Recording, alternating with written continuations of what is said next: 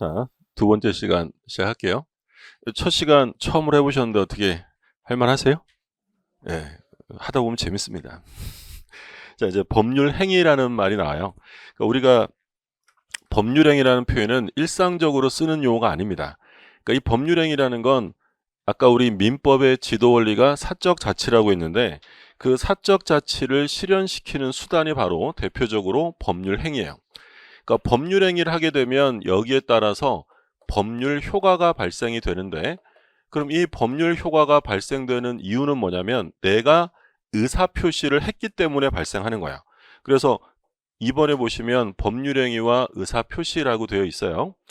그러면 이 법률 행위를 하게 되면 거기에 따라서 법률 효과가 발생하게 됩니다. 근데 이 법률 효과를 발생시키는 건 가장 대표적으로 지금 법률 행위라는 게 있고요. 두 번째는 뭐가 있냐면 의사표시와 상관없이 법률이 규정한 대로 효과가 발생하는 게 있는데 그걸 우리가 준법률행위, 총칙에서는 준법률행위라는 말을 써요. 그러니까 예를 들어서 갑이 가지고 있던 부동산이 을에게 소유권이 이전됩니다. 그럼 소유권이 이전되는 가장 대표적인 건 갑이 을에게 집을 팔았다. 매매를 한 거예요. 그럼 갑이 의사를 표시했기 때문에 을이 사겠다고 의사표시했고 소유권이 넘어가는 거야. 그럼 이건 무엇에 의해서 효과가 발생하는 거냐면 바로 의사표시예요. 요 매매가 대표적으로 그럼 뭐라는 거야? 법률 행위를 했다라는 거야. 근데 만약에 갑이라는 사람이 사망을 했어요. 을이 상속인이에요. 상속인. 그러면 갑이 사망하면 상속인에게 소유권이 넘어갑니다. 그럼 아까 우리 상속 잠깐 얘기한 것처럼 상속은 내가 의사표시를 했기 때문에 상속인에게 넘어가는 거예요? 법률이 정하는 거야? 법률이 내가 원하든 원치 않든 법률이 정하는 바에 따라서 법률 효과가 생길 수도 있다라는 거야. 아니 근데 왜 이런 생소한 개념을 만들어내느냐? 사실 이 법률행위라는 개념을 만든 이유는 편리하기 위해서요. 그러니까 우리가 이제 생각해 보면 이런 거 한번 생각해 볼까요? 예를 들어 사과, 배, 감, 귤, 포도 등등. 그러면 이 많은 것들을 그냥 하나로 묶어서 얘기하고 싶어요. 그럼 뭐라고 하면 되죠? 과일이라고 하면 되죠. 이것도 그런 차원이에요. 매매, 우리가 공부하는 계약만 해도 민법이 정하는 게 15가지 계약이고요. 당사자가 새로운 계약을 얼마든지 만들어낼 수도 있어요. 그럼 그 수많은 것들을 다 말할 수 없으니까 이거를 포괄하는 하나의 개념이 필요하게 된 거고, 그래서 걔들을 뭐라고 이름 붙인 거냐면 법률행위예요. 근데 이 법률행위 안에 들어오려면 반드시 공통적으로 뭐가 들어가야 되냐면 반드시 뭐가 있어야 한다? 의사표시예요. 의사표시를 필수 요소로 하는 요건이 되는 거야. 그래서 의사표시 없는 법률행위란 있을 수 없습니다. 자, 내용을 잠깐 정리하면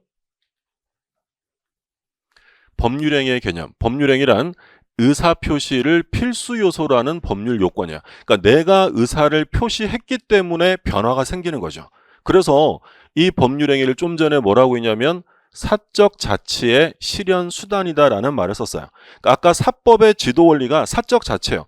우리끼리 알아서 할 수 있는 이유는 우리가 의사표시한 대로 효과가 생기기 때문이에요.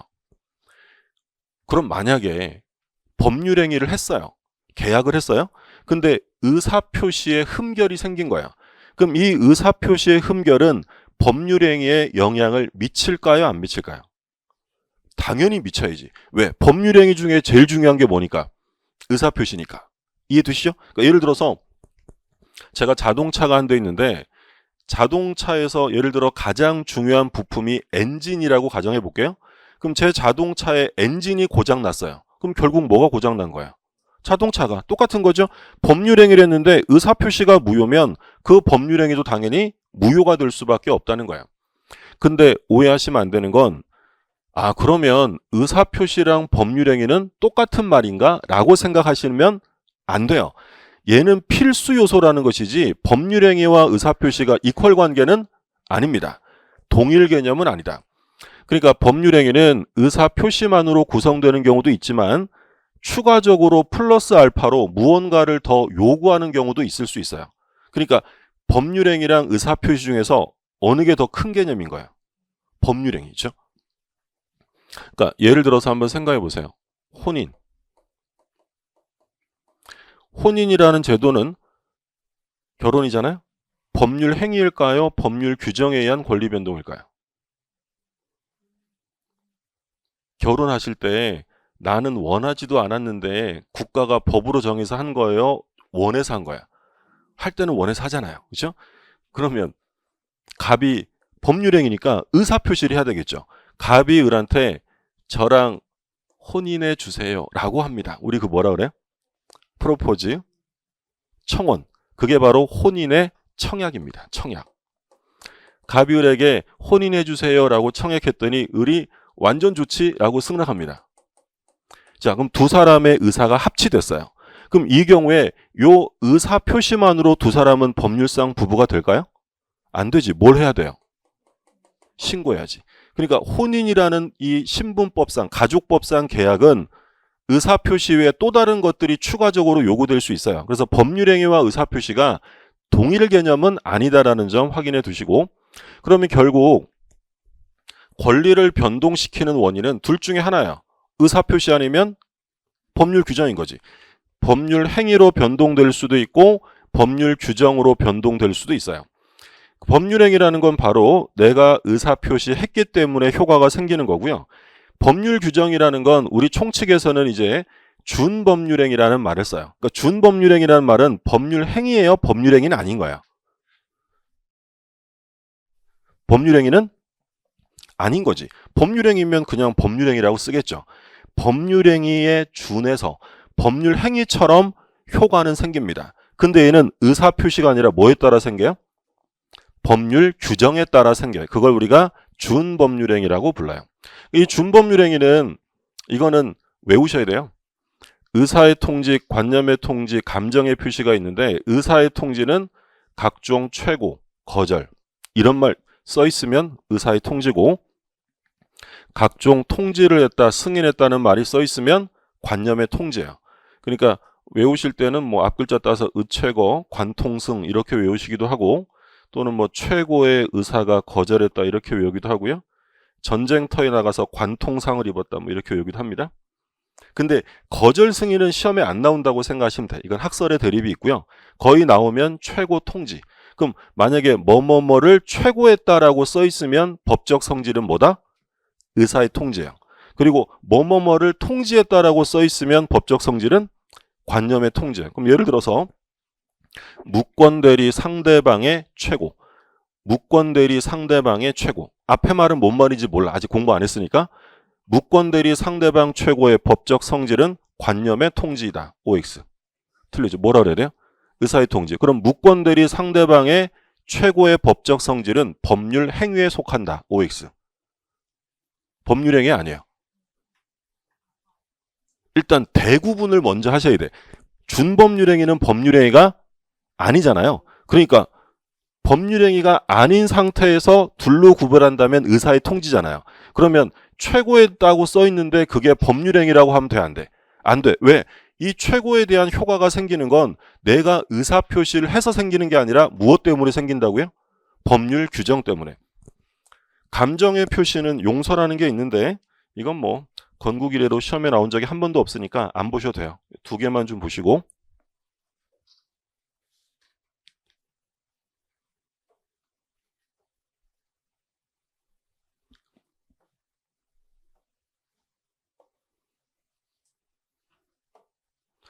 자, 잠깐 좀 보면 갑이라는 사람이 있고 을이 있고 병이 있어요. 예를 들어 갑이 건물을 하나 소유하고 있는데 요 을한테 야 내가 바빠 그러니까 네가 이 부동산 좀 팔아줄래? 라고 대리권을 줍니다. 대리권. 그럼 대리권을 주는 걸 우리가 이제 나중에 뭐라고 부를 거냐면 수권행위라고 부를 거예요. 수권행위. 대리권을 뭐 하는 거예요? 수여하는 거예요. 대리권을 줬다. 그러면 이 을은 이제 갑의 뭐가 되는 거야? 대리인이 되는 거지. 그래서 알았어 그럼 내가 잘 팔게 라고 해서 대리인이 병이랑 계약을 합니다. 이 대리인과 거래한 사람을 상대방이라고 불러요. 그래서 대리권을 가진 을이 병과 매매 계약을 했다면 이 매매 계약의 효과는 대리인 거예요? 갑에게 가는 거예요. 갑에게. 얘를 본인이다라고 부릅니다. 그래서 대리는 뒤에서 이제 자세하게 보겠지만 본인, 대리인, 상대방 3면 관계로 이루어져요. 근데 이 대리인의 거래가 본인에게 효과가 귀속되는 이유는 얘한테 뭐가 있기 때문이에요? 대리권이 있기 때문이에요. 근데 이런 경우도 있을 수 있지. 을이 갑의 아들인데요. 돈이 필요한 거야. 그래서 아버지 방에 서랍 좀 뒤져가지고 각종 서류 훔쳐가지고 위임장 위조하고 내가 울 아빠 대리인이다 이러면서 아빠 집을 판 거야. 그럼 얘는 대리권이 있어요, 없어요? 없죠. 이런 애를 뭐라고 하냐면 무권대리라고 불러요. 무권대리. 대리권 없이 대리행위를 했다라는 거죠. 그럼 이 집 아들이 아빠한테 대리권도 안 받았는데 아빠 집 팔면 아버지는 책임져야 돼, 안 져야 돼? 책임져야 된다 이러면 지금 제가 여기 이러고 있으면 안 돼요. 집에 가서 아들 뭐 하나 봐야지. 책임질 필요 없어요. 대리권 준 적이 없으니까. 자, 그러면 누가 피해볼 염려가 생깁니까? 계약을 했는데 얘가 책임을 안 지면 얘가 피해볼 수 있잖아요. 그래서 우리 법에서는 얘한테 어떤 권리를 주냐면 얘한테 최고권을 줘요. 최고라는 것은 뭐냐면 촉구하는 거예요. 답변이나 이행을 촉구한다. 우리 민법이 개정되면 최고는 전부 다 촉구로 바뀔 거야. 그럼 어떻게 하실 거예요? 제가 대개 아들이랑 계약을 했는데 대리권 없다면서요. 이거 어떻게 하실 거예요? 라고 하면 본인이 마음에 들면 이 계약을 추인할 수도 있고요. 마음에 안 들면 거절할 수도 있어요. 추인이라는 말은 앞으로 계속 나올 거야. 추인은 뭐의 줄임말이라고 생각하시면 되냐면 추후에 인정해 주는 거야. 그러니까 원래 아버지가 책임져야 돼, 안 져도 돼? 안 줘도 되는데 이 아버지가 나중에 아유 그래 내 자식이 한 건데 내가 책임져야지. 그것도 얘가 좋게 책임지실래요? 라고 물어보겠어요? 어떡할 건데? 당신 아들 서류 위조했어. 이거 사문서 위조 동행사죄고 내가 감방에 쳐넣을 거야. 그러면 아버지 입장에서 어때?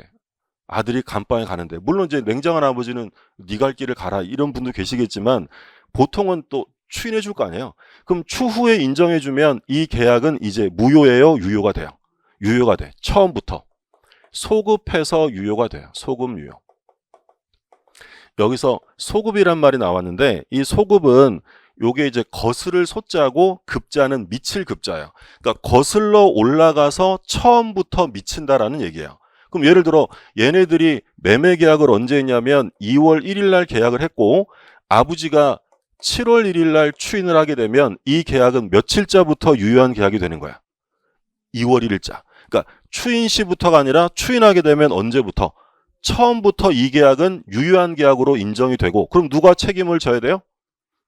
갑이 책임져야 돼. 근데 갑이 아니 난 싫어. 내가 대리권도 안 줬는데 내가 왜 해? 나 안 해. 라고 뭐 할 수도 있다. 거절합니다. 그럼 거절당하면 얘는 책임을 질 필요가 없죠. 요게 무권대리 최고에 관한 문제예요. 나중에 우리가 기본 이론 과정 가면 자세하게 볼 거예요. 근데 아버지가 말을 안 해요. 확답을 안 해. 가타부타 답변이 없어요. 그럼 아무 말도 안 하면 추인한 것으로 인정할까요? 거절로 볼까요? 거절로 봅니다. 자, 지금 대답해 주신 분들 중에 견해가 대립되고 있어요. 추인이라고 말씀하신 분도 있고 거절이라고 말씀하신 분도 있는데 왜 거절일로 볼까요? 아무 말도 안 했는데 왜 거절로 볼까? 법률이 그렇게 정했기 때문입니다. 우리 민법 131조에서 최고 기간 내 확답을 바라지 아니하면 추인을 거절한 것으로 본다라고 정합니다. 그러니까 지금 얘가 한 게 뭐죠? 최고. 이거 준법률행위예요. 그럼 준법률행위는 의사 표시 때문에 효과가 생기는 거예요? 법률 규정 때문에 생기는 거예요? 법률 규정에 따라 효과가 생기는 거야. 요게 우리 시험에서 한번 뭐라고 출제됐냐면 거절의 효과가 발생하는 것은 당사자 의사에 근거한다라고 출제했어요. OX. 틀려. 당사자 의사에 근거하는 게 아니라 뭐에 근거한다? 법률 규정. 그러니까 준법률행위는 내가 의사표시를 해서 생기는 게 아니라 무엇에 따라 생기는 거야? 법률 규정에 따라. 그러면 앞으로 우리 공부 쭉 해나가면 우리 시험 범위 내에 이런 게 몇 번 나와요. 최고 기간 내 확답을 하지 않았다는 게 나와요. 그럼 이런 표현이 나오면 우리 시험 범위 내에서는 전부 다 부정적으로 규정합니다. 긍정이 아니라 뭐라고요? 부정. 거절한 것으로 봐요. 여기뿐만 아니라 시험 범위 전부 다 그렇습니다. 예를 들어서 아직 공부는 안 했어요. 무슨 소리인지 모르셔도 돼. 제3자를 위한 계약에서 수익자에게 이익 향수 여부를 최고했어요. 수익자가 아무 말도 안 합니다. 그러면 수익의 의사표시예요? 거절의 의사표시예요? 거절해요. 뭔 말인지 몰라도 다 부정해요. 예를 들어 매매 예약을 합니다. 예약은 이제 나중에 본계약하려고 하는 거거든요. 근데 예약을 했는데 이 예약을 완결시킬 사람이 아무 말도 안 해요. 너 할 거야 말 거야 라고 물어봤는데도 아무 말도 안 하면 본계약이 성립할까요? 예약은 소멸할까요? 소멸합니다. 예약은 그 효력을 잃는다라고 규정해요. 전부 다 부정적이야. 나중에 집합건물법 가면 재건축 공부하거든요. 재건축은 구분 소유자들의 얼마의 동의가 있으면 가결되는 거냐면 5분의 4예요. 그럼 예를 들어 5분의 4가 재건축에 찬성했습니다. 결정 났어요. 근데 예를 들어 5분의 1은 반대하고 있어요. 그러면 결정이 났으니까 그 반대했던 사람들에게 답변을 촉구합니다. 재건축은 결정되었다. 너희들 어떻게 마음 바꿔서 재건축에 참가할 거니 말 거니라고 물어봐요. 근데 2달 내 답변을 안 합니다. 그럼 이 사람들은 재건축 참가해요? 거절해요? 거절해요. 그러니까 전부 다 우리 시험 범위 내에서는 아무 말도 안 하면 전부 다 긍정이 아니라 어떻게 간다고요? 부정적으로 연결이 돼요. 자, 그래서 말씀드린 내용이 지금 그 얘기예요. 그래서 준법률행위는 의사 표시에 따라 효과가 생기는 게 아니라 뭐에 따라 생기냐면 법률 규정이다. 그런 내용이 다시 써 있고. 그러면 이제 법률행위에 대한 개념을 봤어요. 일단 법률행위 하면 뭐가 떠오르셔야 돼요? 의사표시. 내가 의사표시 했으니까 효과가 생기는 거다. 그러면 이 법률행위의 종류는 어떤 게 있느냐? 법률행위에서 제일 중요한 게 뭐라고 했어요? 지금 방금? 의사표시. 그렇죠? 그새 까먹었다. 그죠? 그러니까 계속 보셔야 돼요. 그렇죠? 고개만 돌려도 까먹는 거야. 보고 또 보고 하셔야 돼요. 그래서 법률행위 종류를 제일 기본적으로 구별하는 게 의사표시에 따라 구별하는 거야.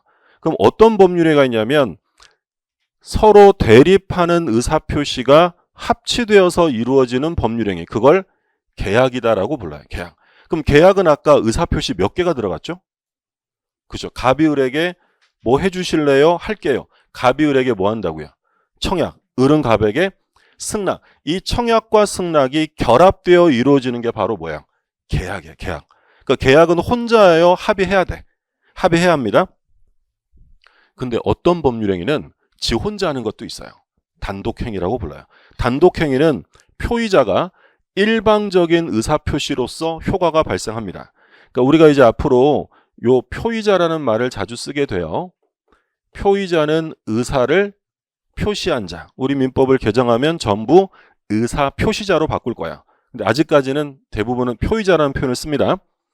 그러면 표의자가 의사를 표시하면 표의자의 원하는 대로 효과가 생기는 걸 뭐라고 하냐면 단독행위라고 불러요. 근데 이 단독행위는 상대방 있는 단독행위와 없는 단독행위가 있어요. 상대방 있는 단독행위란 상대방에게 도달되어야 효과가 생기는 거고요. 상대방 없는 단독행위는 도달의 문제가 생기지 않아요. 그러면 대표적인 상대방 있는 단독행위는 취소, 철회, 동의, 추인, 해제, 해지, 채무 면제, 상계. 아까 우리 뭐 봤었어요? 추인. 본인이 추인을 하는 거야. 상대방이 승낙이 필요해 일방적으로 하는 거야. 아까 상대방이 그 대개 아들 대리권 없는데 어떻게 하실 거예요? 라고 물어봤더니 아버지가 추인 이럽니다. 그럼 상대방이 승낙해야 돼요? 필요 없는 거야? 필요 없는 거야. 일방적으로 하는 거. 그게 바로 뭐야? 단독행위야.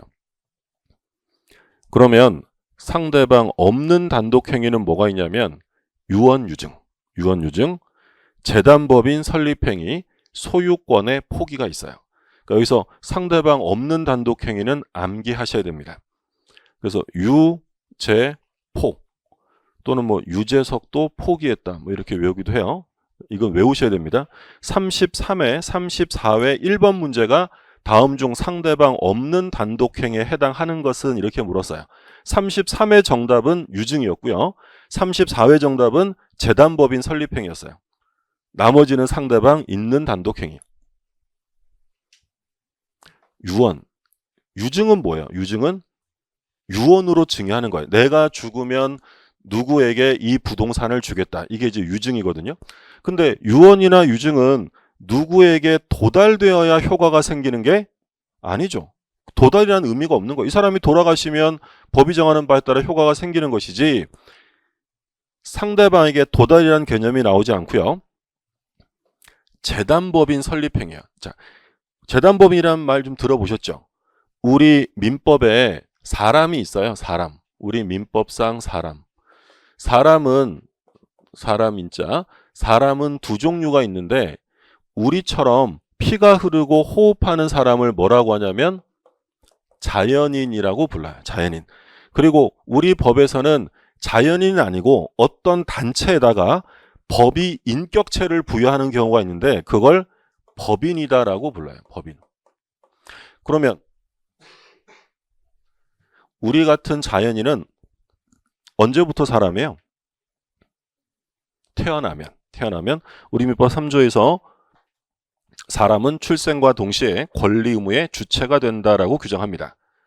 근데 출생이라는 개념이 명확하게 법률에 나와 있다는 거야? 나와 있진 않은 거야? 나와 있지 않아. 그럼 법조문이라는 건 어쩔 수 없어요. 법조문은 매우 구체적일까요? 간략하게 규정할까요? 최대한 짧게. 그러면 이 법조문을 어떻게 볼 것이냐에 대해서 학자들의 학설이 대립합니다. 근데 우리 시험은 학설로 본다, 판례로 본다. 판례로 보는 거야. 그러니까 우리 민법이라는 게 다 그런 거예요. 조문에 대한 해석이고 해석에 대한 판례 입장이 어떤지를 시험에 보는 거야. 그러니까 예를 들어서 자, 시험엔 안 나옵니다. 출생에 대해서 학설이 대립합니다. 그러니까 언제부터 사람이냐. 그러니까 제일 빠른 학설, 진통설이에요. 진통설. 엄마가 진통을 느끼면 그때부터 걔는 사람이다라는 학설이에요. 물론 이제 단순 진통이 아니라 출산에 임박하여 개방 진통과 압박 진통이 5분 단위로 반복되면 사람이다. 너무 빠르다. 그러면 일부 노출설. 아이가 엄마 몸에서 일부라도 나오면 사람이다. 전부 노출설. 아이가 엄마 몸에서 완전히 나와야 사람이다. 제일 마지막이 독립호흡설. 엄마 몸에서 나와서 탯줄을 끊고 혼자 숨 쉬어야 그때부터 사람이다. 이렇게 학설이 대립하는 거야. 그러면 이렇게 학설이 대립하면 많은 학자가 지지하는 학설도 있고 일부 학자가 지지하는 학설도 있겠죠. 그럼 많이 지지하는 학설을 뭐라고 부르냐면 다수설이라고 하고 아주 많이 지지하면 통설 이런 말 씁니다. 그리고 소수의 학자가 지지하면 소수설이에요. 근데 문제는 이건 학설이고요. 결국 이게 문제가 되어서 재판이 들어가게 되면 결국 법원이 결정하겠죠. 우리는 몇 번 재판하죠? 3심. 1심, 2심, 3심이 대법원이에요. 그럼 3심 대법원에서 이러한 입장을 취한다라고 하면 그게 바로 판례 입장이에요. 우리 판례는 전부 노출설을 취합니다. 그러면 우리 시험에서는 학설의 다툼이 있으면 다수설의 따름이라고 출제할까요? 학설의 다툼이 있으면 판례의 따름이라고 출제할까요? 판례의 따름이요. 40문제 중에 거의 36문제 정도, 32에서 6개 문제 전부 다 그렇게 나옵니다. 옛날에는 학설의 다툼이 있으면 다수설의 따름 이런 문제가 나왔어요. 근데 이제 그런 문제를 못 냅니다. 소송 들어오거든. 학자들 민법학자 쫙 세워놓고 손들어봐 한 게 아니거든요. 그러니까 이게 진짜 다수설인지 아닌지 애매합니다. 그러니까 무조건 시험은 뭐에 따라 출제한다? 판례에 따라 출제합니다. 그러니까 이제 우리가 법조문을 보고 나중에 이제 우리 판례가 취하는 입장을 정리하셔야 돼요. 그게 이제 시험에 들어가는 내용이고요. 자, 어쨌든 우리 같은 자연인이 있고 법인이 있는데 그럼 법인은 언제부터 사람이냐면 반드시 뭘 해야 되냐면 설립 등기를 해야 돼요. 법인이 사람이 되려면 단체가 사람이 되려면 뭘 해야 된다고요? 등기, 설립 등기해야 돼. 그럼 이때 이 법인은 재단법인도 있고 사단법인도 있어요. 그럼 재단법인은 본체가 뭘까요? 제일 중요한 게 재산입니다. 재산으로 이루어진 단체예요. 그러니까 예를 들어 제가 돈이 많아서 100억 원을 출연하여 장학재단법인을 설립하겠다라고 하면 절차에 따라 설립되는 거예요. 누구에게 도달되고 말고 이럴 게 없어요. 상대방 없는 단독행위야. 근데 사단법인은 성질이 좀 다르겠네. 사단법인은 제일 중요한 게 뭐라고 써있죠 지금? 죄송합니다. 사원이에요, 사원. 사단법인을 만들려면 목표를 향해 사람들이 모여야죠. 요게 사단법인 설립행위예요.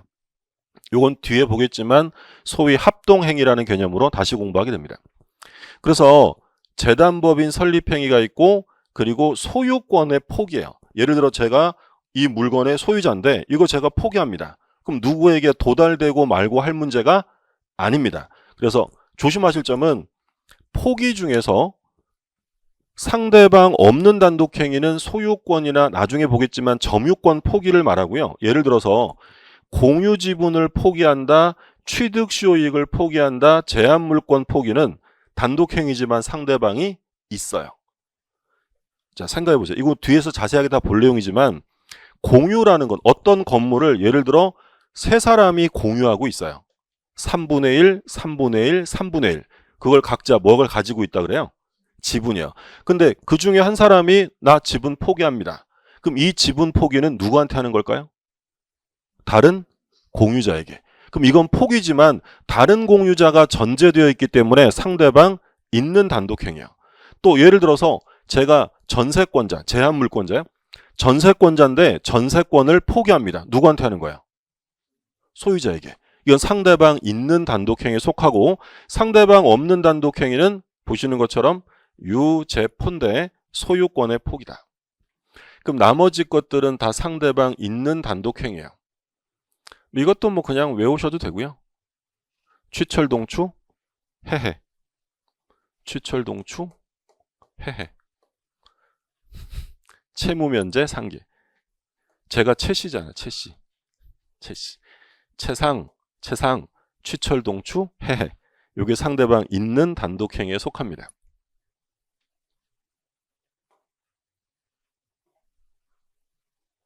그리고 좀 전에 본 게 합동행위라는 개념이 있었는데 요거는 뭐냐면 서로 대립하지 않는 의사표시가 평행적으로 모이는 거야. 아까 뭐 있었죠? 사람들이 막 모이네. 사단법인 설립행위. 그리고 어떤 총회 결의, 총회를 열어서 결의한다는 것도 의사를 모으는 거잖아요. 그러니까 이런 것들을 합동행위라고 불러요. 자, 시험에서 합동행위를 구체적으로 물은 적은 없어요. 그러면 여기서 중요한 건 뭐와 뭐가 중요하다? 계약과 단독행위가 중요합니다. 자, 다시 한번 보세요. 계약은 합의하에 이루어집니다. 합의하에 혼자 하는 게 아니에요. 그러면 이 계약은 반드시 우리 민법이 정하고 있는 계약만 해야 될까요? 아니면 합의가 되면 새로운 계약을 둘이 만들 수도 있을까요? 만들 수도 있어요. 왜?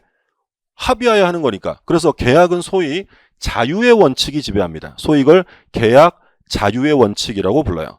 자, 근데 단독행위는 합의하에 하는 거예요? 혼자 하는 거야? 혼자 하는 거야. 그럼 단독행위를 지 마음대로 하게 하면 돼, 안 돼? 안 되지. 그럼 상대방이 피해보잖아요. 그럼 소위 단독행위는 법정주의다라고 합니다. 법률이 정할 때 하는 거고요. 그리고 단독행위는 깔끔하게 해야 돼요. 할 거면 하고 말려면 말아야지 거기에다가 조건 붙이고 이런 거 해서는 안 됩니다. 자, 갑이 있고요. 을이 있어요. 둘이 매매 계약을 했거든요. 근데 이 매매 계약이 정상적으로 이루어진 게 아니고 을이 갑에게 사기를 친 거예요. 그럼 갑은 사기당해서 매매 계약을 했다. 그러면 누구를 보호해 줄 필요가 있을까요? 갑이지. 그래서 이 갑은 사기당했으면 이 계약을 뭐 할 수 있냐면 취소할 수 있어요. 취소할 수 있다.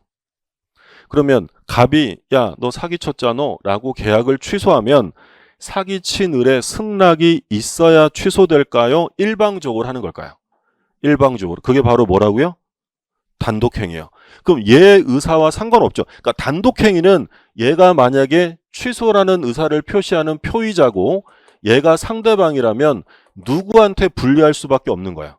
일방적으로 하는 거니까. 상대방한테 불리한 거잖아요. 그러니까 단독행위를 마음대로 하게 내버려 둘 수는 없어요. 그럼 단독행위를 할 수 있는 경우는 어디에서 만들어 두겠다? 법에서 정해주겠다는 거예요. 그러면 사기당한 애가 취소할 수 있는 이유는 어디에 나와 있기 때문에? 법에 110조에 가면 사기 또는 강박, 협박에 의한 의사표시한 사람은 취소할 수 있도록 규정하기 때문이에요.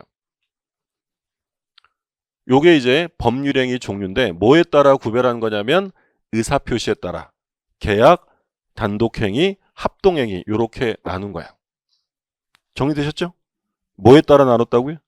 의사표시. 제일 중요한 게 의사표시니까. 물론 이제 기준이 무엇이냐에 따라서 달라질 수 있는데 일단 제일 중요한 거니까 이것만 확인하시고, 그럼 교재 잠깐 보면 그 얘기 써 있어요. 단독행위. 상대방 없는 단독행위랑 있는 단독행위가 있고요. 계약은 15가지 계약이 다 적혀 있는데 안 보셔도 됩니다. 단독행위에 대한 설명 다 보신 내용이고, 상대방 있는 단독행위 있고요. 계약 참고로 읽어보시고, 합동행위는 안 보셔도 되고. 그래서 일단 지금 우리가 첫 시간부터 본 게 뭐냐면 법률 행위 봤어요. 그리고 두 번째로 본 게 뭐냐면 법률 행위의 종류, 의의를 봤었고 종류를 봤고, 그럼 그 다음에는 이제 법률 행위의 요건이에요. 그럼 이 법률 행위가 성립하고 효력이 생기려면 어떤 요건을 갖춰야 되느냐.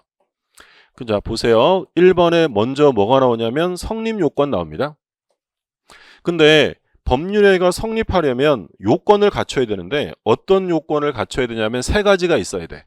당사자, 목적, 의사표시. 요 3가지 당사자, 목적, 의사표시가 있으면 법률행위는 성립합니다. 근데 성립했다고 해서 모두 다 유효한 건 아니거든요. 유효하려면 다시 뭘 갖춰야 돼? 효력 요건을 갖춰야 돼. 효력 요건. 자, 이런 거죠. 그러니까요. 성립 요건. 특별한 것도 있지만 일반적인 것만 일단 보세요. 3가지요. 당사자 존재해야 되고요. 목적이 있어야 되고 의사표시가 있어야 돼. 그럼 3가지가 존재하면 일단 법률행위는 뭐가 됐다? 성립은 된 거야. 만들어진 거야. 그런데 성립했다고 해서 모두 다 유효한 건 아니잖아요. 그럼 유효하려면 따로 뭘 갖춰라? 효력 요건, 유효 요건을 또 갖춰야 됩니다.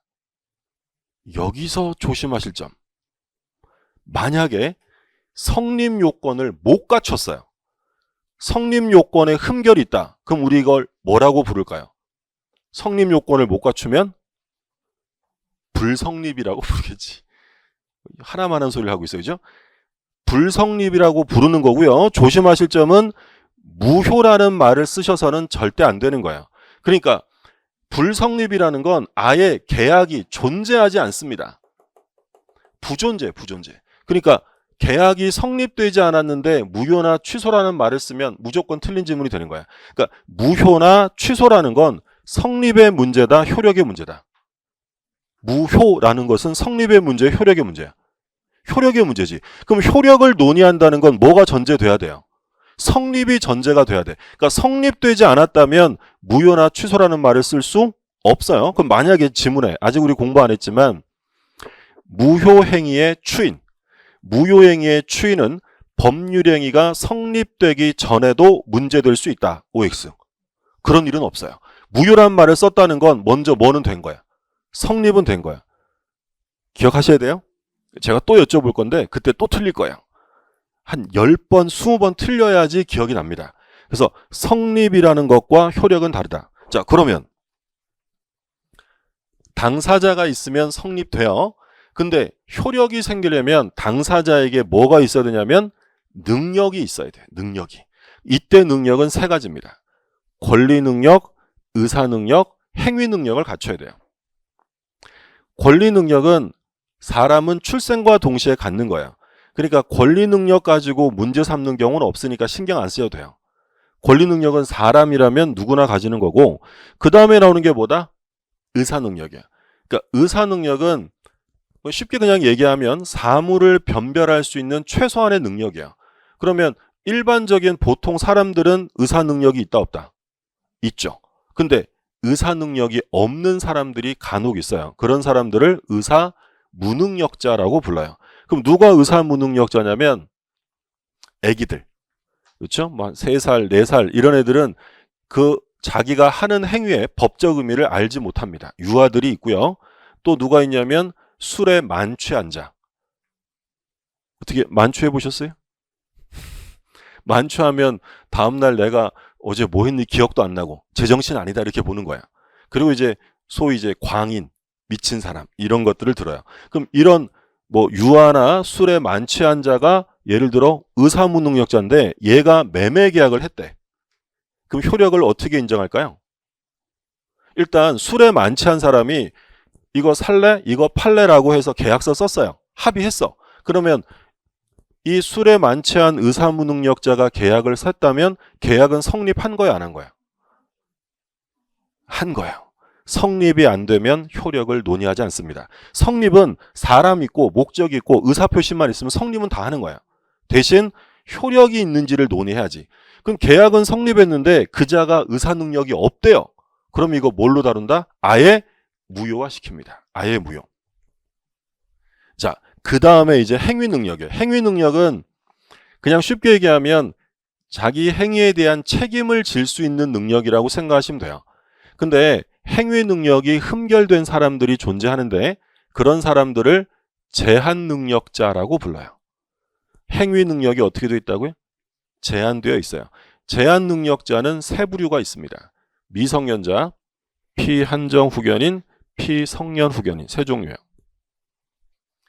이거 제한능력자에 대한 것들은 구체적인 시험 범위는 아니니까 어떤 상태인지를 우리가 뭐 기억할 필요는 없고요. 그냥 가볍게 확인하면 미성년자는 잘 아시잖아요. 미성년자는 현재 몇 살이면 몇 살 미만이면 미성년자예요. 19세 미만. 19세 미만의 자. 그러니까 19세부터 성년자고 18세는 미성년자인 거야. 피한정 후견인. 한정 후견을 받는 사람이고요. 피성년 후견인은 성년 후견을 받는 사람이야. 그러니까 예전에는 이게 민법이 개정된 거예요. 얼마 전까지만 해도 피한정 후견인을 뭐라고 불렀냐면 한정치산자라고 불렀어요. 그리고 피성년 후견인은 금치산자라고 불렀던 사람이에요. 근데 옛날 용어는 딱 단어만 들으면 이 사람의 상태가 가늠이 됩니다. 치산이라는 게 재산을 다룬다는 건데 이 사람은 지금 좀 부족한 상황이에요. 그래서 재산 다루는 걸 어떻게 한대요? 한정시킨대. 그럼 금치산자는 재산 다루는 걸 어떻게 해요? 금지시키는 거야. 누가 좀 심각한 거야? 금치산자죠. 그래서 이 단어만 들으면 그 사람의 상태를 알 수 있어서 인권 침해적 요소가 있다고 해서 법률을 바꾼 거야. 그래서 잘 눈에 안 띄게 피한정 후견인, 피성년 후견인으로 용어를 바꾼 거야. 그러면 우리가 여기서 구체적인 뭐 청구권자 이런 건 몰라도 되지만 누가 좀 더 심각한 상황인지는 아셔야 돼. 피한정 후견이에요? 성년 후견이에요? 피성년 후견인이 좀 더 심각한 상태입니다. 근데 피한정 후견인, 피성년 후견인이 되려면 반드시 법원의 선고 결정이 있어야 됩니다. 요즘에 동네에서 친구들이 저한테 한치라고 불러요. 그러면 친구들이 불러주면 저는 제한능력자예요? 아니에요. 법원이 한정치산 선고를 해줘야 됩니다. 개시결정이 떨어져야지 동네에서 불린다고 되는 게 아니고 미성년자는 당연히 생물학적 기준이겠죠. 18인데 애가 겁나 똑똑해요. 능력자예요? 제한능력자예요? 제한능력자예요. 그러니까 생물학적으로 나이로 끊는 거지 개인의 역량을 보는 건 아닙니다. 자, 이런 사람들을 통칭해서 뭐라고 하냐면 제한능력자라고 불러요. 그러면 의사무능력자랑 제한능력자를 비교해 보시면 누가 더 상태가 심각해요? 그러니까 그냥 쉽게 비교하면 한 3, 4살 먹은 애, 17살 먹은 애, 17살 먹은 애는 뭐예요? 의사 능력은 있다 없다? 있지. 있는데 뭐는 없어요? 행위 능력은 제한되지. 근데 3, 4살 먹은 애는 아예 의사 능력도 없는 거야. 누가 더 심각한 거야? 의사무능력. 그래서 의사무능력은 아예 무효화시키고요. 제한능력자 법률행위는 무효는 아니고 취소할 수 있도록 규정합니다. 취소사유, 취소. 무효와 취소. 그러니까 무효와 취소는 나중에 공부하시겠지만 간단하게만 개념을 볼게요. 무효라는 건 자, 일단 무효라는 건 법률행위가 성립한 거야, 안 한 거야? 했어야 돼요. 그죠? 성립이 안 되면 무효란 말을 쓸 수 없다고 그랬어요. 성립은 했는데 처음부터 아무런 효력이 없는 것이 바로 무효입니다. 그 다음에 취소. 아까 사기 봤었어요? 제가 사기당해서 매매 계약을 했어요. 그럼 저는 뭐 할 수 있어요? 취소할 수 있어요. 근데 아직 안 했어요. 그럼 취소를 안 했으면 현재 이 계약은 유효다, 무효다? 현재는 유효한 거야. 근데 확정적이에요? 어떻게 될지 몰라. 어떻게 될지 모르지. 내가 뭐 할 수도 있으니까. 취소할 수도 있으니까. 그럼 유효는 유효인데 아직 확정되지 않았다. 이걸 뭐라고 부르냐면 불확정적 유효 또는 유동적 유효라는 말을 써요. 그러니까 동그라미는 아니고 세모 단계야. 불확정적 유효인데 예를 들어 제가 여기서 취소를 합니다. 자, 그러면 사기당해서 속상해서 내가 웬만하면 그냥 갈까 했는데 못 참겠어. 취소 이럽니다. 그러면 이 계약은 소멸돼요. 효력을 상실하게 되는데 조심하실 점은 취소하면 그때부터 상실되는 게 아니라 처음부터 이 계약은 효력을 상실하게 돼요. 뭐가 있어 이것도? 소구표가 있는 거야. 그럼 결국 취소를 하고 나면 뭐랑 같아진다? 결국 무효랑 같아져요. 근데 취소를 안 하면 이건 현재는 어떤 상태다? 유효인 상태인 거지. 그러니까 무효는 애초부터 아무런 효력이 없는 거야. 무효는 누구든지 주장할 수 있는 거고. 근데 취소는 일단은 뭐다? 일단은 유효한 거야. 그리고 아무나 취소 못합니다. 사기당한 애가 취소하는 거지 사기당한 애 친구가 취소할 수는 없잖아요. 그러니까 취소는 취소권자의 의사표시가 있을 때 처음부터 효력을 상실시키는 거야. 그러니까 파워로 따진다면 무효랑 취소 중에 누가 더 세요? 무효가 훨씬 세지. 무효는 아예 처음부터 효력이 없는 거고 취소는 일단은 유효한 거야. 일단은. 그 얘기예요. 근데 이 무효와 취소, 능력과 관련되는 무효와 취소는 소위 절대적이다라고 말합니다. 절대적. 그럼 절대적이라는 얘기는 상대방에게만 주장할 수 있다는 거예요? 모두에게 하는 거야? 모두에게. 어느 누구에게나 할 수 있는 거야. 그러면 절대적이라는 것은 다른 말로 바꾸면 이 무효나 이 취소는 제3자가 보호될 수 없다라는 문제로 연결이 됩니다. 이해되세요? 자, 이런 거야. 가비을이랑 매매 계약을 했어요. 얘가 18이에요. 18. 자, 미성년자가 매매 계약을 해서 소유권을 넘겨줬는데 그럼 미성년자랑 계약을 한 당사자는 을입니다. 둘은 당사자예요. 근데 을이 사서 이거를 병한테 팔았어요. 그럼 현재 이 부동산의 소유자는 누구예요? 병. 당사자가 아니라 얘가 뭐야? 얘네 둘이 당사자니까 얘는 제3자잖아요. 그러면 이 경우에 갑은 미성년자니까 계약을 뭐 할 수 있다? 취소할 거예요. 취소. 취소는 거래한 사람에게 하는 거죠. 계약을 한 사람에게 취소합니다. 그러면 이 취소의 효력은 상대방 을에게만 주장할 수 있다. 병에게도 할 수 있다. 절대적이니까 병에게도 할 수 있다. 이걸 지금 뭐라고 표현하는 거야? 대항할 수 있다. 주장할 수 있다. 다 같은 표현입니다.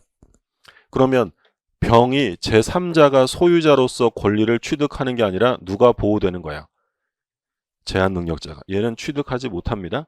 그래서 절대적 무효, 절대적 취소라는 건 제3자가 보호될 수 없다. 그러니까 우리가 이 의사무능력자나 제한능력자는 소위 소수자예요. 약자죠. 이런 소수자를 보호한다는 건 민법의 기본 원리입니다. 그러면 문제를 뭐 이렇게 공부하시다가 만약에 제한능력자가 나왔어요.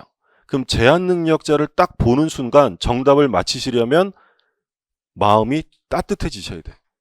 오, 보호해줘야지. 무조건 누구를 보호한다고요? 제한능력자. 그러니까 쉽게 얘기하면 제3자를 보호하는 게 중요한 거예요? 제한능력자를 보호하는 게 중요한 거예요? 제한능력자예요. 그러니까 당연히 소유권은 제한능력자가 돌려받을 수 있도록 구조가 돼 있는 거야. 그래서 그 효력을 뭐라고 부른다고요? 절대적이다라고 불러요. 그럼 얘한테 대항 못하면 절대적이 아니라 뭐라 그러겠어요? 상대적이다라고 하겠죠. 그렇죠? 그러니까 상대적 무효와 취소도 있어요. 근데 일반적으로는 절대적 무효가 기본입니다. 자, 그래서 첫 번째로 뭘 보셨냐면 능력에 관한 것을 보셨어요. 두 번째, 목적입니다. 목적이 있으면 성립하는데 유효하려면 목적이 4가지를 갖춰야 돼. 확정, 가능, 적법, 사회적 타당성. 그래서 우리가 확가적사라고 불러요. 확가적사. 그러니까 법률행위 목적을 확정할 수 있어야 돼요. 아니 얘네들은 도대체 어떤 계약을 한 건지 확정 지을 수가 없대요. 그러면 그 계약은 무효입니다. 자, 두 번째는 가능해야 돼요. 불가능을 목적으로 계약을 하면 그건 무효고요. 그리고 법이 규정돼 있으면 그 법에 따라야 되고 만약에 법을 위반하게 되면 무효가 될 수도 있어요.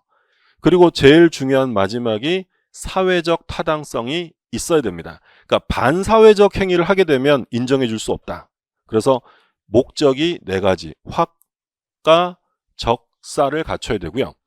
그리고 의사표시가 있으면 성립하는데 유효하려면 의사와 표시가 일치해야 돼요. 나의 진의와 표시가 일치가 돼야 되고 두 번째는 하자가 없어야 됩니다. 그러면 이제 지금부터 뭘 공부하실 거냐면 이 능력에 관한 거는요. 이게 끝이에요. 능력은 공식적인 시험 범위가 아니기 때문에 심화 과정에 가도 이거 이상으로 나오지 않아요. 끝이에요. 그럼 지금부터는 이제 확가 적사랑 의사와 표시의 불일치, 하자 있는 의사 표시를 차례대로 공부합니다. 교재 잠깐 보시면 유효 요건, 능력을 가지고 있을 것. 능력. 그래서 제한 능력자 취소가 되고요. 자, 취소하면 언제부터 효력이 상실돼요? 처음부터 소급해서. 그리고 의사무능력자는 취소가 아니라 아예 뭐가 된다? 무효가 된다. 그래서 이제 권리능력, 의사능력, 행위능력에 관한 그 용어 정리가 되어 있는데 시험 범위는 아니기 때문에 참고로 보시면 돼요. 그러니까 여기 끝에서 마지막에 피한정 후견인 써 있잖아요. 그럼 피한정 후견인은 정신적 제약으로 사무 처리를 처리할 능력이 어떻대요? 부족하대. 처리 능력이 부족한 거야. 근데 피성년 후견인은 능력이 부족한 게 아니라 어떻게 돼 있대요? 결여돼 있대. 그러니까 누가 더 심각한 거야 지금? 피성년 후견인. 얘를 종전에 금치산자라고 불렀던 사람이고요. 그 다음에 이제 확가적사가 나오고요. 의사와 표시 일치, 하자가 없을 것. 자, 그럼 이제 확정성부터 나옵니다. 확가적사. 법률행위 목적을 확정할 수 있어야 되는데 하나 확인하실 점은 법률행위 성립 당시에 모든 것이 확정될 필요는 없고요. 늦어도 법률행위 내용을 실현할 당시 이행할 때까지 확정할 수 있으면 됩니다. 그러니까 계약 체결 시에 모든 게 다 결정되어 있어야만 하는 것은 아니라는 거야. 보통 예를 들어 매매 계약을 한다고 생각하시면 매매 계약을 할 때 이미 목적물과 대금이 정해지죠. 근데 반드시 그래야 되느냐? 그런 건 아니다. 예를 들어서 분양 계약을 합니다. 분양 계약을 할 때는 내가 몇 동 몇 호에 들어가는지 이미 결정된 거예요? 안 되고 하는 거예요? 안 되고. 나중에 결정될 수 있잖아요. 그런 건 상관없어요. 언제까지 확정이다? 이행시까지. 계약시가 아니라. 그 다음에 가능성이에요. 이때 가능이냐 불능이냐는 요거 확인만 하시고 실현 가능 여부는 사회 통념으로 정한다. 그러니까 일반인의 생각으로 정하는 것이지 물리적 기준으로 정하는 게 아니다 라는 점 확인하시고요. 예를 들어 죽은 사람을 살리는 계약, 이건 물리적 불가능입니다.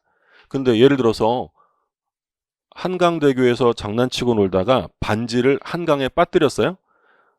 한강에 빠뜨린 반지를 찾아주는 계약. 한강에 빠뜨린 반지 찾을 수 있어요, 없어요?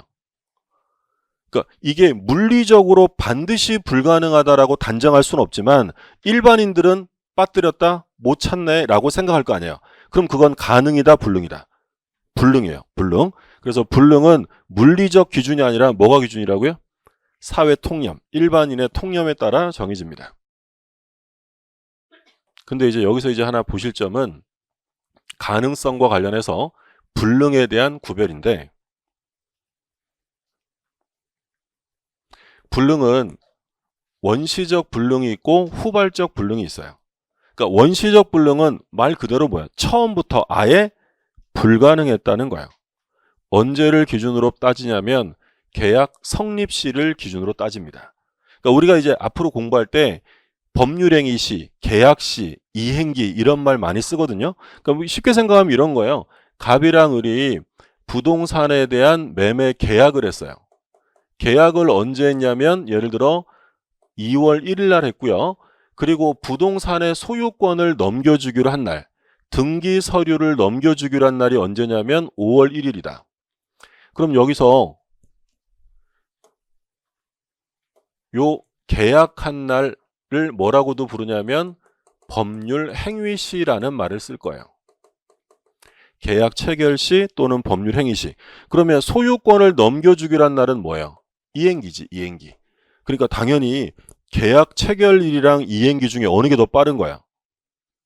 계약 체결일이고 나중에 이행을 하기로 등기 넘겨주기로 한 날이 바로 이행기야. 그러면 이게 불가능이냐 아니냐를 따지는 건 이행할 날을 기준으로 따지는 거예요? 계약시를 기준으로 따지는 거야? 계약시요. 그러면 원시적 불능, 계약시에 이미 불가능이면 이 계약은 무효입니다.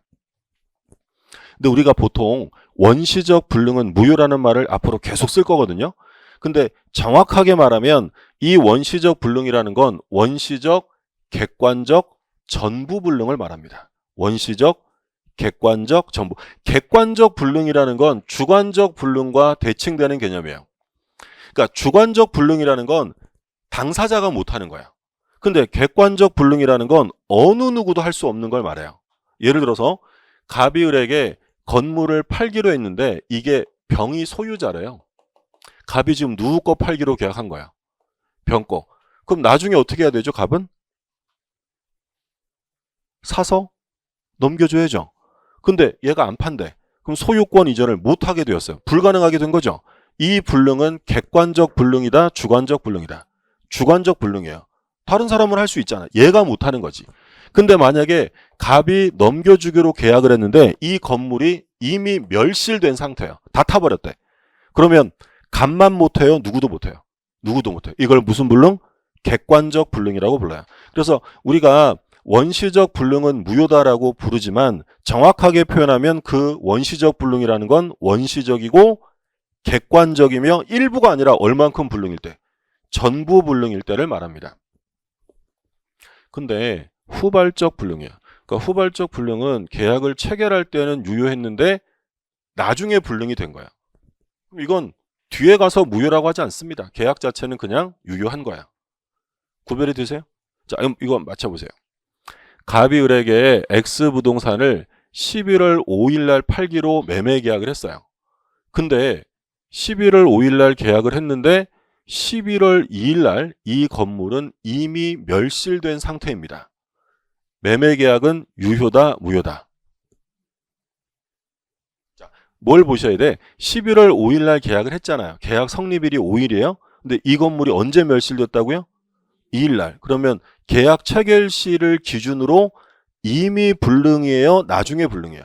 이미 불능. 이런 불능이 뭐라고요? 원시적 불능이에요. 그럼 이 계약은 유효다, 무효다? 무효예요, 무효. 자, 근데 똑같은 거 또 봅니다. 갑이 을에게 11월 2일 날 팔기로 계약을 했는데 이 건물이 11월 5일 날 멸실됐어요. 5일 날. 자, 그러면 이 매매 계약은 유효다, 무효다? 유효죠. 원시적이 아니라 뭐니까? 후발적이니까. 그러면 이 계약은 일단 유효로 처리합니다. 그럼 어쩌자는 건데? 이미 다 멸실됐는데. 그러면 이제 왜 이게 멸실됐느냐를 따지게 돼요. 만약에 갑의 잘못이 있으면, 갑에게 책임이 있다, 귀책 사유가 있으면 채무자가 약속을 안 지킨 거죠. 자기 잘못으로. 이걸 뭐라고 부르냐면 채무 불이행이라고 불러요. 갑이 을에게 약속을 이행하지 못한 것에 대한 계약상 책임을 져야 되는 거야.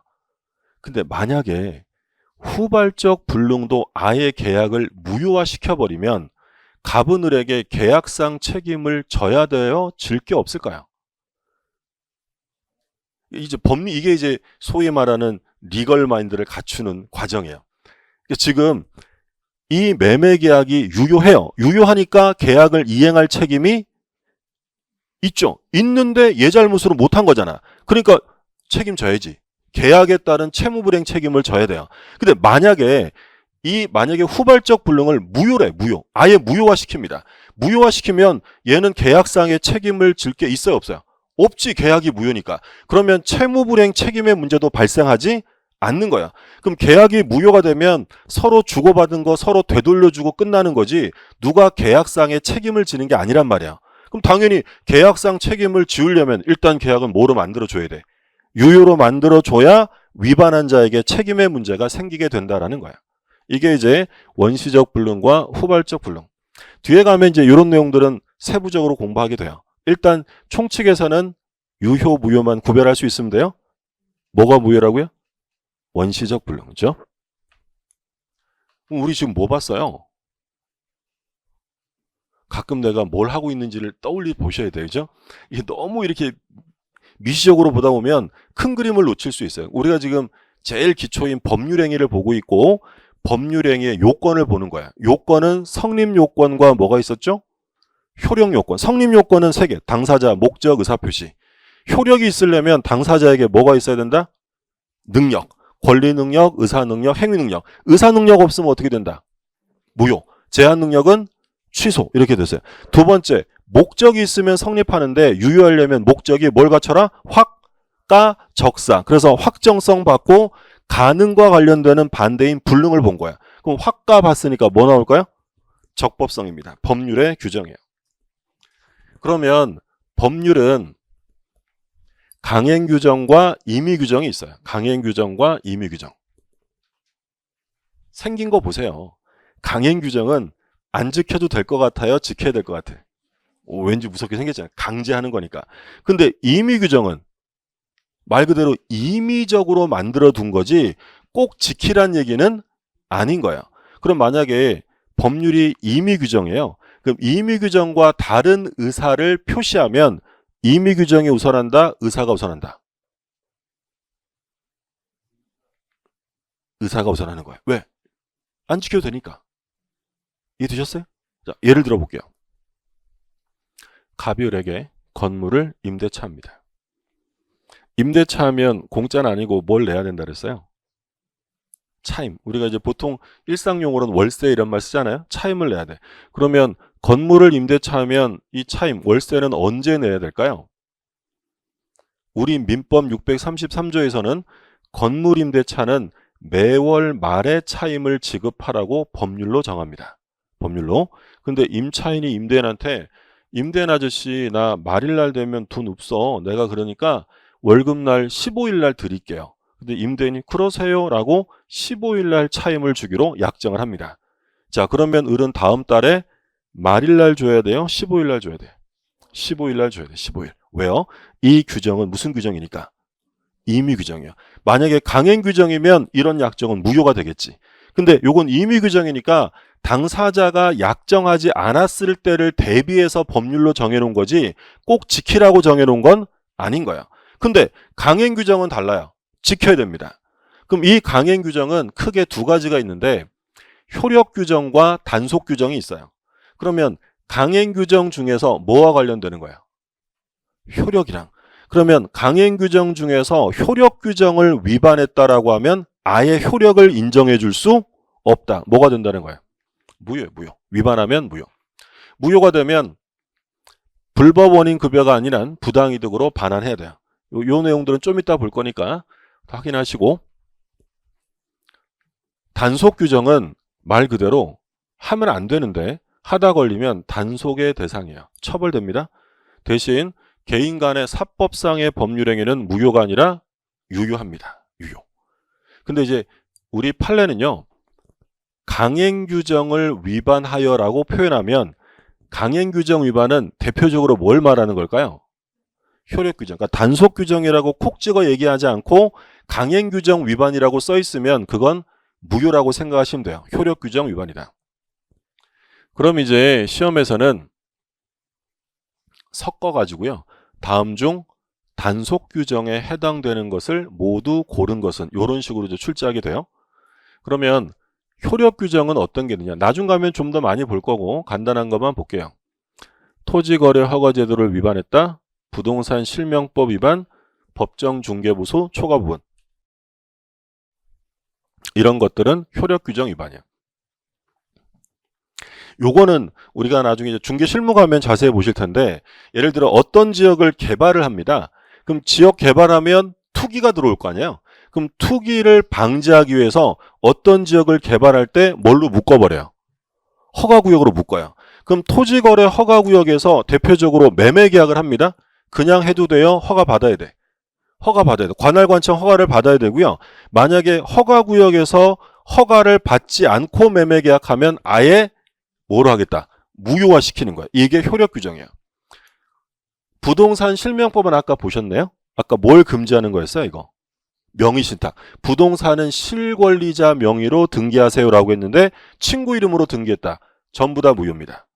그리고 법정 중개보수 초과 부분 무효. 그러니까 우리가 이제 열심히 공부하면 내년 이맘때는 이제 자격증을 따실 때가 될 거 아니에요. 그럼 자격증 따셔서 예를 들어 창업을 했어요. 개업 공인중개사가 되신 거죠. 그럼 중개하시고 뭐 받아야 돼요? 수수료. 그죠? 예전에 이제 수수료라고 했는데 중개사법을 개정해서 이제 뭐라고 불러요? 중개보수라고 불러야죠. 근데 이 중개보수는 받고 싶은 만큼 받을 수 있는 게 아니라 법률에 규정이 있어요. 나중에 중개사법 가면 요율 같은 거 막 공부하신단 말이에요. 그럼 예를 들어서 제가 이 정도 규모의 건물을 중개해서 법에 의하면 한 300만 원까지 받을 수 있어요. 이게 중개보수의 한도입니다. 예를 들어서. 근데 제가 말을 잘했어요. 잘해가지고 의뢰인한테 600만 원 받기로 합의합니다. 그럼 만약에 이 600만 원 합의가 중개보수를 초과했잖아요. 이게 단속 규정이면 저는 600만 원 받을 수 있어요, 없어요? 있어요. 왜? 단속 규정이 뭐니까? 유효니까 일단 그러면 다 받고 나중에 관할관청에게 제재받는 건 별개 문제인 거야. 근데 만약에 이게 효력 규정이라고 해버리면 받을 수 있다, 없다? 없다. 아예 무효가 되는 거야. 그러니까 우리 판례가 입법적으로 이걸 정한 이유가 입법자들이 어떤 생각으로 했을까를 고려해서 판결하는 거야. 근데 우리 법원은 이 규정은 입법자들이 정한 의도가 뭘로 봐야 된다는 거야? 효력 규정이야. 그럼 600만 원 받아도 돼요? 300만 받아야 돼. 300만. 그럼 만약에 600 다 받았어요. 그러면 300만 원을 넘는 부분은 법률상 원인이 있는 거예요? 원인 없이 받은 거야?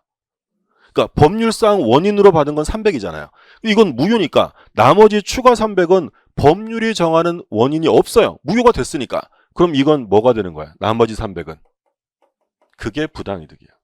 부당이득이란 법률상 원인 없이 취득한 걸 말해요. 그래서 기본적으로 법률행위가 무효가 되었다 또는 취소가 되었다라고 써 있으면 이미 받은 건 뭐가 되는 게 기본이다?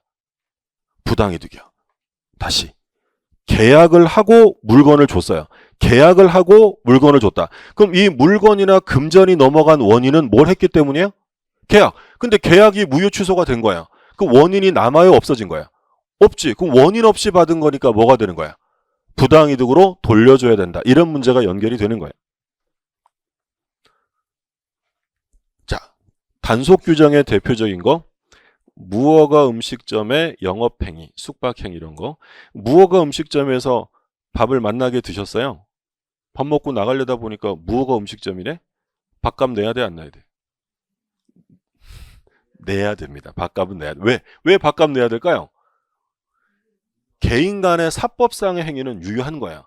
그러면 그 업주가 처벌되고 영업장이 폐쇄되는 건 단속 별개의 문제인 거고 개인 간의 거래가 무효가 되는 건 아니다라는 거야. 근데 단속 규정으로 시험에 가장 많이 출제되는 건 바로 얘죠. 중간 생략 등기 금지의 문제야. 중간 생략 등기를 금지하는 부동산 등기 특별조치법은 효력 규정이 아니라 단속 규정이다라는 게 판례예요. 그냥 국어적으로 보면 뭘 생략했다고 써 있죠? 중간을. 그럼 이제 이런 문제예요. 예를 들어서 갑이 을에게 부동산을 팔았어요. 그럼 을이 그걸 사서 또 누구한테 팔았냐면 병에게 파는 거야. 그러면 이 병에게 이제 소유권 등기가 넘어와야 될 거 아니에요. 그럼 일단 누구한테 넘어갔다 가야 돼요. 을에게 등기가 되어서 병에 가야 될 거 아니야. 근데 요 을이라는 애가 그렇게 안 하고요. 바로 등기를 넘깁니다. 뭐가 생략됐어요? 중간을 생략했다. 이게 중간 생략 등기입니다. 하면 돼요, 안 돼요? 안 돼. 형사처벌됩니다. 근데 처벌되는 건 변론으로 하고 이건 무효다, 유효다. 유효다. 이건 효력 규정이 아니라 뭐야? 단속 규정이에요. 이건 처벌하는 거지 무효가 되는 건 아니다라는 거죠. 우리가 나중에 이제 그 등기의 효력을 이제 자주 보게 되는데, 등기가 유효하려면 등기에 부합하는 실체 관계, 법률 관계가 있으면 돼요. 누가 샀죠? 을이 샀고 또 병이 샀죠. 이 매매가 각각 유효하면 병에게 등기가 넘어올 법률 관계가 있다 없다? 있죠. 그러면 실체 관계가 존재하면 절차상의 하자는 치유됩니다. 처벌되는 건 변론으로 하고 등기가 있을 때 등기에 부합하는 법률 관계가 존재하면 무효가 아니라 뭐가 된다? 유효가 된다라는 거예요. 되셨죠? 다른 시험에서 이런 문제가 한번 나왔어요. 조세 포탈 부동산 투기를 목적으로 하여 중간 생략에 합의를 하였다면 그 합의는 유효하다. OX. 맞는 거야. 맞는 거야? 그래서 막 조세 포탈 막 투기 이러니까 이거 무효 아니야? 라고 생각하시면 안 되는 거예요. 중간 생략 등기 왜 합니까? 국가를 위해서 하는 게 아니잖아요. 조세 포탈이 목적인 거야. 그렇다 하더라도 합의는 무효가 아니다라는 거예요. 그게 이제 판례 입장이에요. 그리고 자, 요거 마무리하고 쉴게요. 부당이득, 이제 시험 범위는 아닙니다. 741조가. 그럼 부당이득은 뭐냐면, 부당이득의 내용은 법률상 원인 없이 타인의 재산이나 노동, 노무로 인해서 이익을 얻고요. 다른 사람에게 손해를 가했다면 그건 부당이득이니까 뭘 하라? 반환. 그러니까 좀 전에 뭐라 그랬어요? 지금 300만 원 받아야 되는데 600 받았대. 그러면 이건 단속 규정이 아니라 뭐다? 효력 규정이니까 300만 원어치는 법률상 원인이 없는데 받은 거야. 그러니까 돌려줘야 한다. 기본적으로 무효 취소가 나오면 부당이득 문제가 따라 나와요. 법률상 원인이 없어졌으니까. 그게 이제 원칙이고, 그럼 좀 쉬셨다가 마지막으로 이제 사회적 타당성, 제일 중요한 부분이, 확가적사에서 제일 중요한 게 사회적 타당성 이어서 보도록 하겠습니다.